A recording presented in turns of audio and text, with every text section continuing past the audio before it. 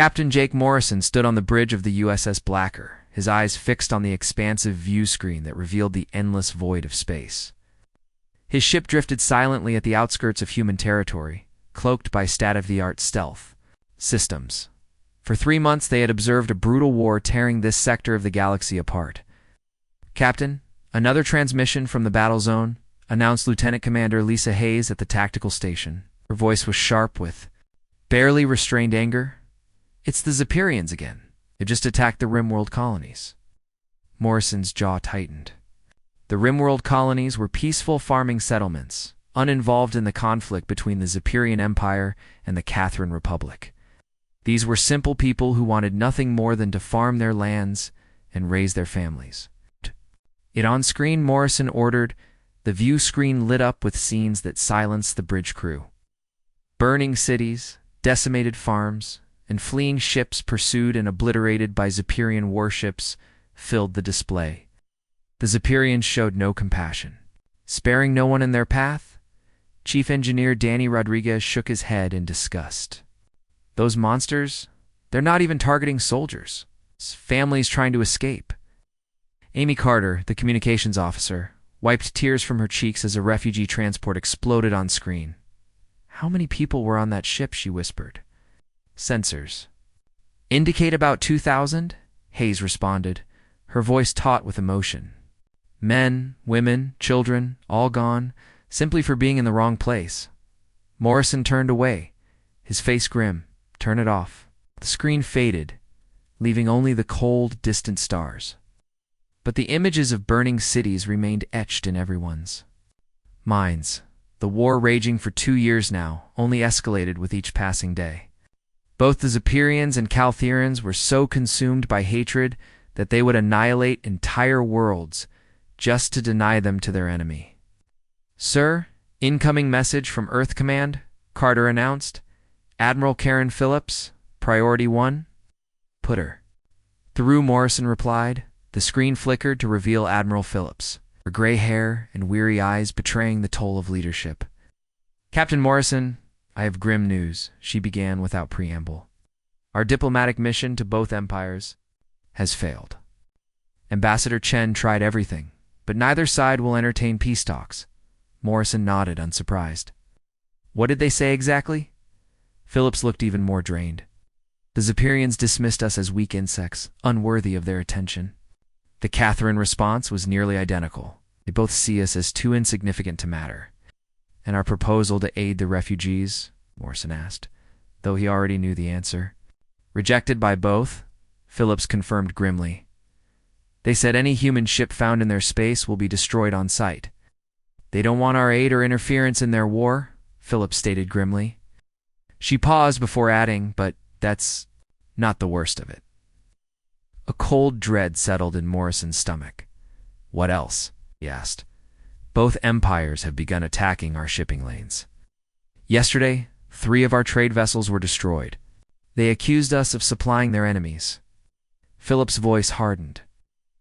"They weren't. Those ships were ordinary freighters carrying food and medicine to our outer colonies." Hayes glanced up from her station. "Admiral, how many casualties?" 847, Phillips replied. "Including the crew of the medical ship Mercy. They were delivering supplies to aid sick children on New Boston." The bridge fell into stunned silence. Everyone knew Mercy, a hospital ship renowned for bringing medical care to the colonies. Its crew were healers, not warriors. Rodriguez slammed his console in fury. "They murdered doctors and nurses, people trying to save kids?" Morrison felt anger churn within him, but his voice remained steady. "Admiral, what are our orders?" Phillips leaned forward, her expression grim. "The Security Council has decided, Captain. Diplomacy failed. Neutrality failed. Offering help failed. Both empires made it clear they see us as weak and inconsequential." Her gaze locked on Morrison's. "They're about to find out how wrong they are." Morrison straightened in his chair. "Are we declaring war, Admiral?" "We're already at war, Jake. They began it when they targeted civilians. Now we'll end it." Phillips' tone was icy. "The gloves are off. Both empires think we can't fight because we prefer peace. They'll learn the truth. Thin, humorless smile crossed Morrison's face. They have no idea what we're capable of. Exactly. For too long they've dismissed us as just another weak species. It's time to prove otherwise. Phillips scanned the faces on the bridge. Captain Morrison, your orders are to engage both empires with full force. Make it clear, no one threatens human civilians without consequence. Hayes glanced up. Admiral, do you mean limited engagement or total war? Total war, Commander, Phillips replied without hesitation. They've targeted the innocent and rejected every attempt at peace. Show them why humanity doesn't. Start fights because we always finish them. Morrison nodded sharply. Understood, Admiral. When do we begin? Immediately, Phillips said. Intelligence reports a Zepyrian fleet heading for the New Denver colony. 43 ships, including 3 heavy battlecruisers. They'll reach the colony in 18 hours. Morrison turned to Hayes. Time to intercept. She checked her instruments. If we push the engines, we'll reach New Denver in 16 hours, sir. Morrison faced Phillips. We'll be there. The Zepyrians won't know what hit them. Phillips nodded firmly. Good hunting, Captain. And Jake makes sure none of their ships escape. We want them wondering what happened to their fleet. The transmission ended. The bridge fell into darkness once more. Morrison surveyed his crew, dedicated individuals who had joined the space service to explore and protect, not to wage war. Yet war had come to them. He strode to his command chair and sat down. Carta, notify all departments. Battle stations in 1 hour. We're going to war. Amy Carter's fingers danced across her console. Message sent, sir. Morrison gazed. At the stars on the view screen, somewhere out there, alien fleets plotted to destroy more human colonies. They believed humanity was weak, that numbers alone would scare them into retreat.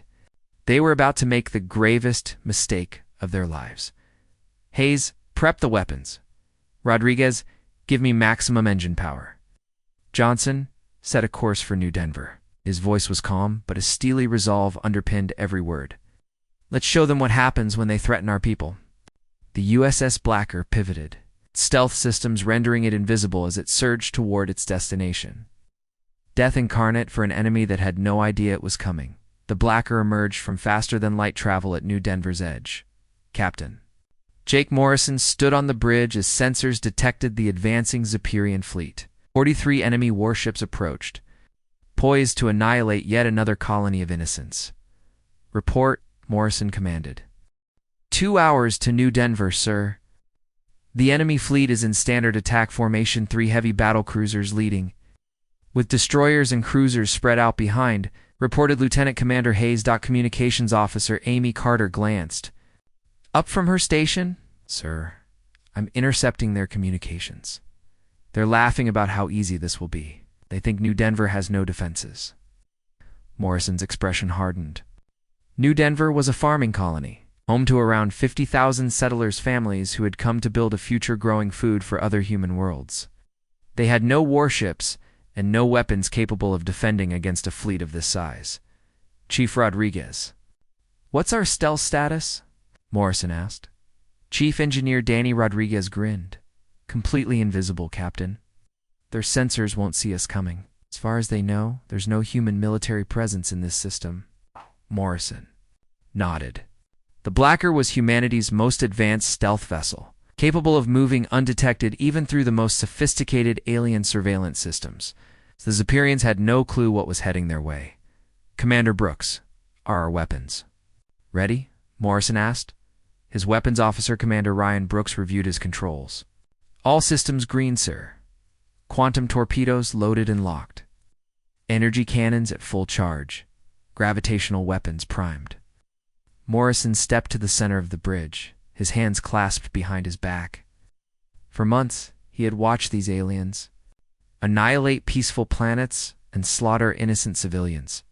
He had seen refugee ships hunted down and destroyed, their passengers' children included, murdered without mercy. Now it was humanity's turn to strike. Dr. Price, Morrison said, addressing his science officer. Remind me how our weapons compare to theirs. Dr. Helen Price looked up from her station. Their tech relies on brute force, sir. Massive guns, thick armor, and strong shields. They focus on overwhelming power, but they've never mastered precision. She gestured to a display showing scans of the alien fleet. Our quantum torpedoes can phase straight through their shields.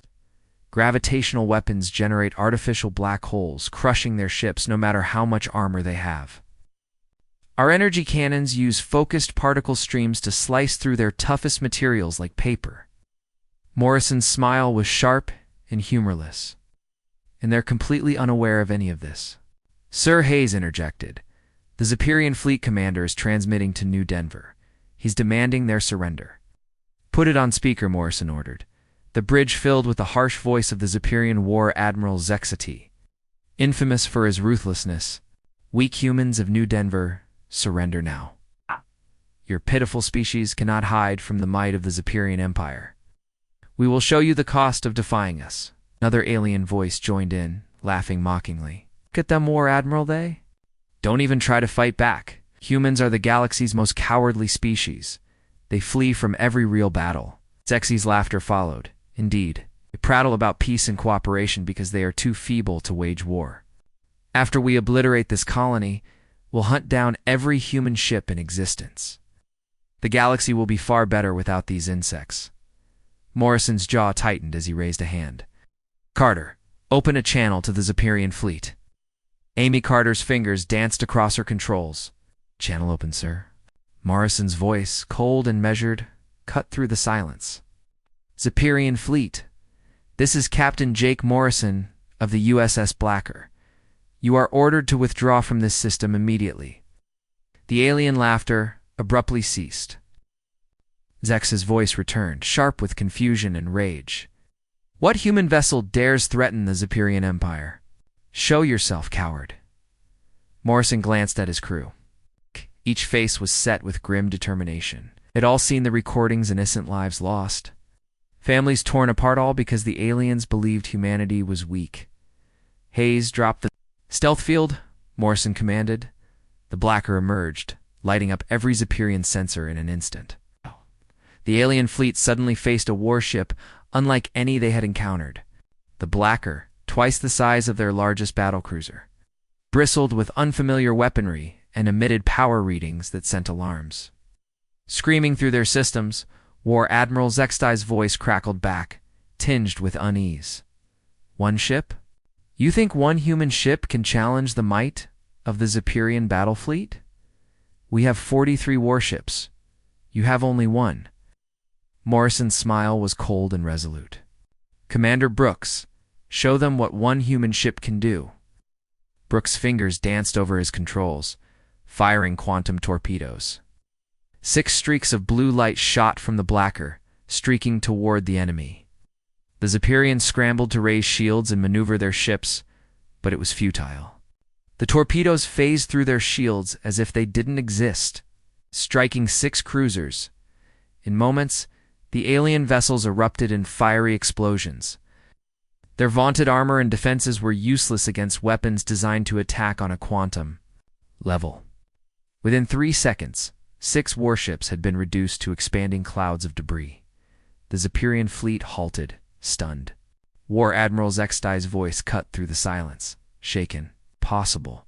Our shields were at full power. How did your weapons penetrate them? Morrison didn't respond. He merely turned to Brooks. Gravitational weapons. Target there. Battle cruisers. 3 points of impenetrable darkness materialized near the largest Zepyrian ships. Artificial black holes, products of human ingenuity, exerted crushing forces.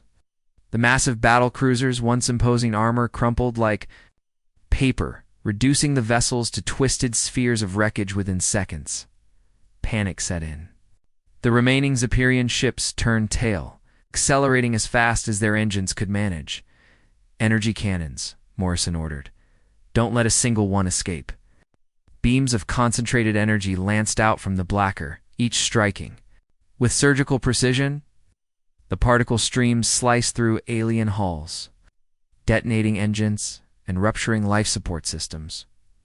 One by one, the Zepyrian warships met their end. Their renowned technology, mighty armor, and heavy weaponry were no match for the superior precision of human engineering. In under 10 minutes, the once formidable Zepyrian fleet had been obliterated, 43 warships reduced to scattered wreckage. Drifting lifelessly in space, War Admiral Zexty's vessel was the last remaining ship floated amidst the debris. Morrison watched the screen as War Admiral Zexty frantically attempted to send a distress signal to his home fleet. But Carter had locked down their communications, ensuring no message escaped. "Zepyrian?" Commander Morrison said, his voice calm but firm. "This is your final warning. Surrender now, or join the rest of your fleet." Zexty's reply was a mixture of fear and fury. "This is impossible. Humans are weak. You're supposed to be cowards who flee from battle. How do you possess such weapons?" Morrison's tone turned icy. "You made a grave mistake, Zexty.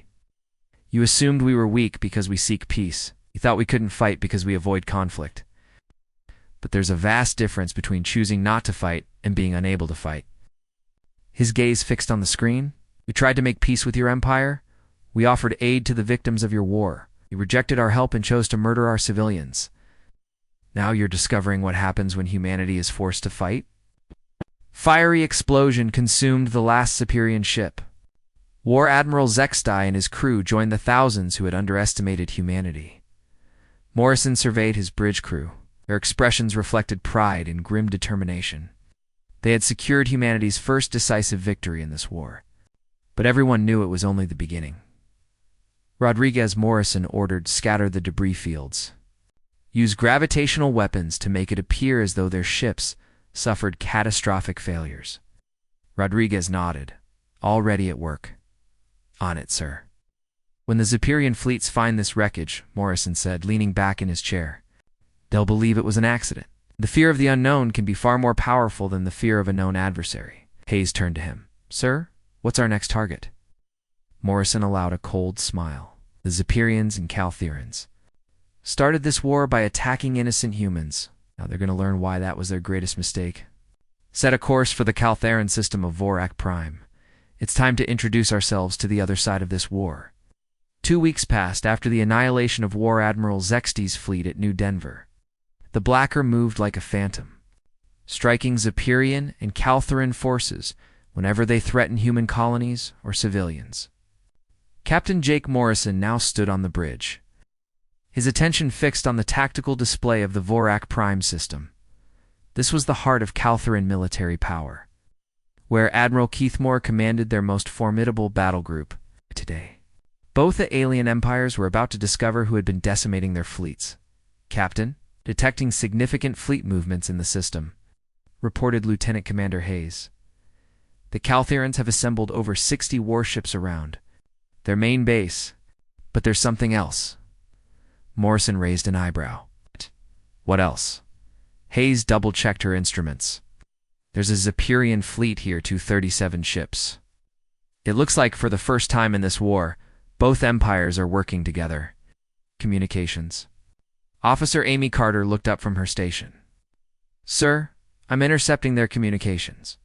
They're speculating about the mysterious disappearances of their fleets. They believe some new weapon or unknown enemy is targeting them both." Morrison's smile was grim. For 2 weeks, the Blacker had methodically dismantled alien military forces across the region. Any Zepyrian or Caltheran fleet attempting to attack human settlements simply disappeared. No distress signals. No survivors. No trace of what had occurred. "Dr. Price, status of our new systems?" Morrison asked. Dr. Helen Price glanced up, her excitement barely contained. "The dimensional phase drive is fully operational, Captain. We can now maneuver through normal space in ways that defy alien physics. To their sensors, it will seem as though we're in multiple locations at once." Chief Engineer Rodriguez chimed in with a grin. "And our upgraded weapons are ready, sir? We've got the firepower to take on both fleets simultaneously." Morrison nodded. During the journey to Vorak Prime, human engineers had worked tirelessly to install experimental technologies, turning the Blacker into an even more formidable weapon. Lieutenant Commander Johnson Morrison said to his navigator, "Position us between the two fleets." Lieutenant Commander Pete Johnson hesitated briefly. Sir, that will place us in the middle of nearly 100 enemy warships. Are you certain? Morrison's gaze swept the bridge, taking in the faces of his crew. These were people who had witnessed alien atrocities, murdered civilians, destroyed refugee ships, and colonies reduced to ashes. Now, the time had come to end the war, I'm sure. Take us in.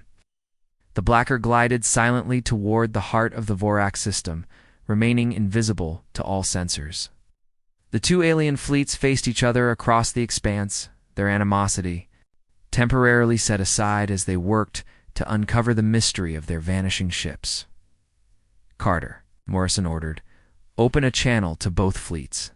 Amy Carter's fingers danced over her controls. Channel open to all ships, sir? Morrison's voice rang out, sharp and steady, across the comms to nearly 100 alien warships. This is Captain Jake Morrison of the USS Blacker I am addressing. The commanders of both the Zepyrian and Caltheran fleets. A tense silence followed before Admiral Keithmore's deep voice broke through. Human captain, reveal yourself. How dare you enter our system with only one ship? War Commander Vexilon of the Zepyrian fleet added, his tone dripping with scorn. Yes, foolish human. We command nearly 100 warships. Your single vessel will be destroyed in moments.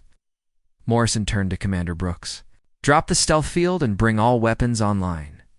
The Blacker materialized on every sensor screen across the system. But it shimmered and shifted unnaturally, appearing to occupy multiple locations at once.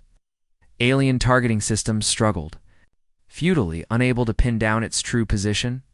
Admiral Keithmore's voice, tinged with alarm, crackled over the comms. What sort of technology is this? Our targeting systems can't lock onto your vessel. Admiral Keithmore's panicked voice filled the comms. Morrison's reply was calm and icy. Gentlemen, for months your empires have laid waste to innocent worlds, slaughtering civilians. You rejected every offer of peace, attacked our trade routes, and murdered our people. You assumed humanity was weak because we preferred diplomacy over war. He paused, letting the silence stretch. You were wrong. War Commander Vexilon's voice crackled with fury. Impossible. Humans are the weakest species in this galaxy. You have no real military strength. You survive only because stronger races tolerate you. Morrison's smile was thin and cold. Johnson. Execute pattern Alpha 7. The Blacker moved in ways that defied logic, folding space around itself and appearing to vanish and reappear at random points across the system. To the alien fleets, it seemed as though multiple human ships were attacking from all directions simultaneously. All weapons. Fire at will, Morrison commanded.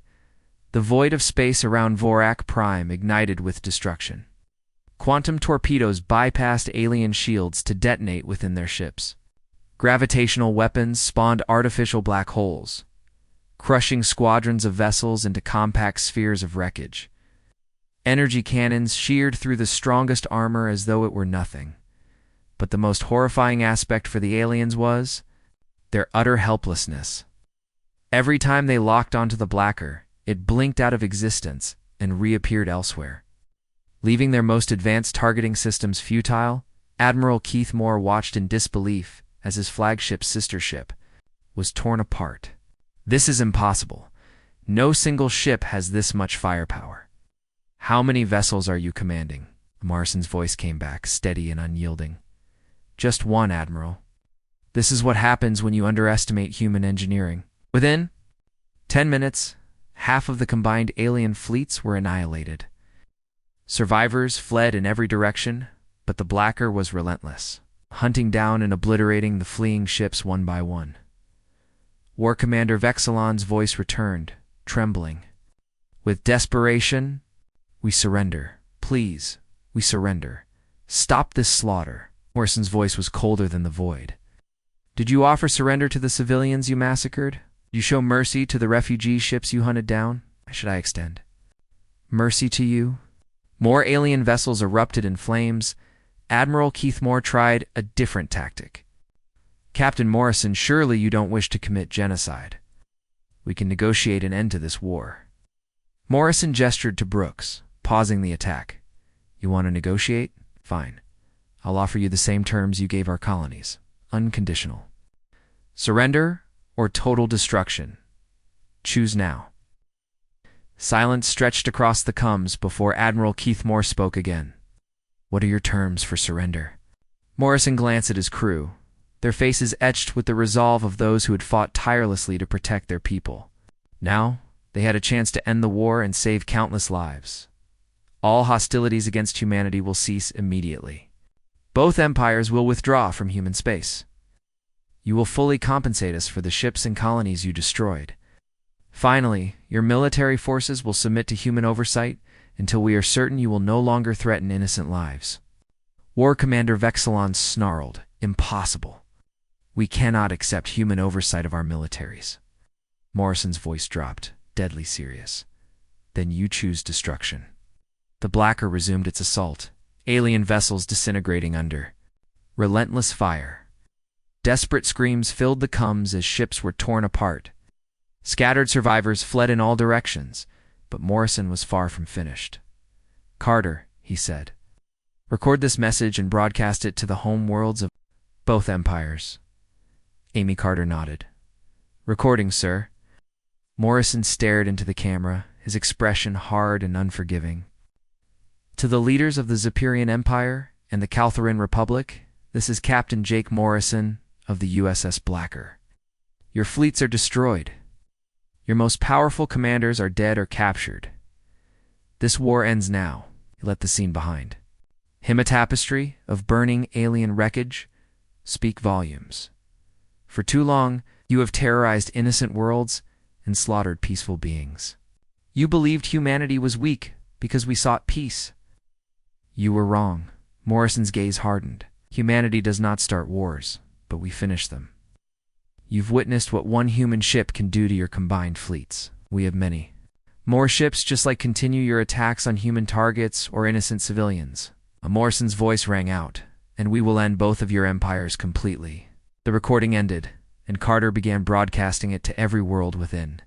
Both alien empires? Morrison leaned back in his command chair, his eyes scanning the wreckage floating around Vorak Prime. Nearly 100 alien warships had been obliterated in under 30 minutes. The mightiest military force either empire had ever assembled was no more. Lieutenant Commander Hayes looked up from her station. Sir, we're detecting emergency transmissions from both alien homeworlds. Their governments are calling emergency sessions. Morrison nodded. Good. Let them debate what they've learned today. Johnson, set course for Earth. It's time. We reported back to Admiral Phillips. The Blacker turned toward human space, leaving behind the graveyard of alien ships. Morrison stared out at the stars, his expression unreadable. 3 weeks later, emergency alarms blared through the bridge of the USS Blacker. Captain Jake Morrison rushed from his ready room to find his crew working furiously at their stations. Report, Morrison barked as he took his seat. Hayes looked up from her tactical display, her face pale. Sir, long-range sensors have detected a massive fleet heading toward Earth. Both the Zepyrian Empire and Caltheran Republic have combined their remaining forces. Over 10,000 warships. Morrison felt a chill settle over him. 10,000 ships. This was the largest military force ever assembled in galactic history. How long until they reach Earth? At their current speed, for days, Hayes replied. Grimly, this is their entire combined fleet. Every battleship, cruiser, destroyer, and support vessel they have left are coming to annihilate humanity's homeworld. Communications Officer Carter turned from her station. Sir, I'm intercepting their broadcast transmissions. They're calling this the final solution to the human problem. Their plan is to eradicate every human in the galaxy. Morrison stood, his fists clenched. The alien empires, unwilling to accept defeat, had decided that humanity was too dangerous to be allowed to exist. They were betting everything on one last massive assault. Carter, get me Admiral Phillips immediately. The view screen flickered, and Admiral Phillips appeared, her face lined with exhaustion. Behind her, Earth Command's war room buzzed. With frantic activity, Jake, she said, Please tell me you have good news. I'm afraid not, Admiral. Morrison's tone was heavy. The combined alien fleet will reach Earth in 4 days. They're bringing everything they have left. Phillips closed her eyes briefly, absorbing the weight of the news. Our home defense fleet has only 300 ships. Jake, even with our technological advantages, we can't hold against those odds. Morrison glanced around at his crew. These were the men and women who had fought by his side for months, enduring battle after battle, watching the Blacker obliterate enemy fleets with impossible efficiency. But even the mightiest human warship couldn't face 10,000 enemy ships alone. Admiral. Morrison began carefully. There's something you need to know. Phillips raised an eyebrow. What is it? Morrison smiled faintly the first flicker of hope in days. The USS Blacker was never meant to fight this war alone. Phillips' expression turned to wary curiosity. Explain. The Blacker is a prototype, Morrison said, his smile growing. For the past year, we've been testing new weapons and technologies. But Admiral, he leaned forward. We weren't the only ship being built. Intelligence was wrong, Morrison replied, his voice as cold as the void. The alien fleets, numbering over 10,000 ships, froze in disarray as 57 Blacker-class dreadnoughts shimmered into view on every sensor screen. The human vessels radiated power, their advanced systems shifting them through dimensions in ways the aliens couldn't comprehend. Supreme War Admiral Kethval's voice crackled over the comms. A mixture of disbelief and fury. Cannot hope. To win, you're outnumbered nearly 200 to 1. This is suicide. Morrison's tone remained steady. You misunderstand us, Admiral. This isn't suicide. It's justice. He nodded toward his crew. Brooks, target their command ships. Fire at will. The Blacker opened fire, and the void of space erupted into chaos. Quantum torpedoes phased through shields, tearing apart command ships from the inside. Gravitational weapons crushed squadrons of enemy vessels into unrecognizable wreckage. Energy cannons sliced through even the thickest armor like paper. Within moments, the aliens realized the full scope of their mistake. Their numerical advantage was useless against human precision and superior technology. Status report, Morrison demanded. Hayes scanned her instruments. We've neutralized 15% of their fleet, Captain. Their command structure is in chaos, and they're struggling to regroup. Dr. Price interjected. Their super battleships are powering up their planet-killing weapons. Morrison's jaw tightened. Focus fire on those ships. There. The priority. Across the human fleet, dreadnoughts adjusted their targeting systems. Beams of concentrated energy and gravitational distortions turned the alien super battleships into nothing more than clouds of burning debris. Admiral, Kethval's panicked voice came through the comms once more. How is this possible, mightiest? Ships destroyed! What kind of monsters are you? Morrison's response was calm but unyielding. We're not monsters, Admiral. We're humans. And this is what happens when you threaten our people. For every alien ship destroyed, 2 more tried to flee. But the Blacker-class ships were relentless, moving faster than anything the aliens had ever seen. The battle turned into a massacre, the combined fleets of 2 empires reduced to desperate remnants. Hayes looked up from her station. Sir, their fleet is breaking apart. Over half are retreating, but we've got them surrounded. Morrison's expression hardened. No one escapes. Carter broadcast to all ships. Eliminate every remaining vessel. This ends here. The message was relayed and the human fleet surged forward. In less than an hour, the greatest armada in galactic history had been reduced to rubble. Admiral Phillips' voice came through the comms, incredulous. Jake, you've done it. The largest enemy fleet ever assembled. Completely destroyed. Morrison allowed himself a moment of relief, but kept his tone professional. Admiral, the war isn't over yet. The alien homeworlds still need to understand the cost of what they've done. Phillips paused. What are you suggesting? Morrison's gaze was steely. We take the fight to them, Admiral. We end this war where it started in their soil. Protect those worlds, Morrison asked, his gaze unwavering as it shifted.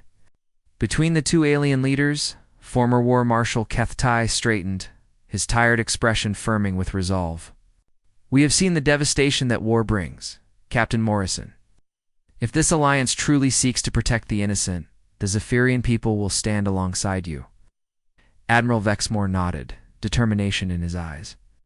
The Caltherans have much to atone for. Count us in, Captain. Morrison gave a small nod of approval. Good. Prepare your resources and fleets to assist. Humanity doesn't fight alone anymore, Rodriguez chimed in from his station. Sir, message from Earth Command. They've approved joint operations with our new allies. Relay the orders, Morrison instructed. All Confederate forces will mobilize to counter the Andromeda's threat. The screen displayed a live tactical map as the new alliance began organizing. For the first time, former enemies worked in unity, pulling their technology ships and strategies to confront a common threat. As the bridge buzzed with activity, Morrison addressed his crew. Today, we show the galaxy what true strength looks like, not in conquest, but in unity. With their combined might, the Confederation fleet turned toward the Andromeda's border. A new era had begun. The Confederation thrives. It's the efforts of scientists like you who show us what's possible when we work together. Morrison smiled warmly. Keep us updated on your progress. Humanity and the entire Confederation are proud of your achievements. Thank you, Admiral, Dr. HFY said, his voice filled with gratitude. We'll send you our next report soon. The transmission ended, and Morrison leaned back in his command chair. The bridge of the USS Blackstar was a far cry from the tense battlefields it had once known. The air was now filled with the steady hum of routine operations, interspersed with moments of hope like this, Admiral Carter said, breaking his thoughts. A distress signal has been detected from the outer rim. It's a non-member species requesting assistance against a rogue pirate fleet. Morrison's smile returned, this time with a determined edge. Plot a course, Carter. Show them what the Confederation stands for. The USS Blackstar adjusted its trajectory, its sleek form cutting through space with purpose. As the ship moved toward its new mission, Morrison addressed his crew. Today we extend the hand of peace and protection to those who need it most. Remember, every life we save, every conflict we prevent, and every bond we forge strengthens this galaxy. Crew nodded in silent agreement. They knew they were part of something far greater than themselves. As the Blackstar leaped into faster-than-light travel, Morrison allowed himself a moment of reflection. 5 years ago, they had been at war, fighting for survival against impossible odds. Now, they were building a legacy of peace, one that would echo through the stars for generations to come. This was the future they had fought for, and it was only the beginning.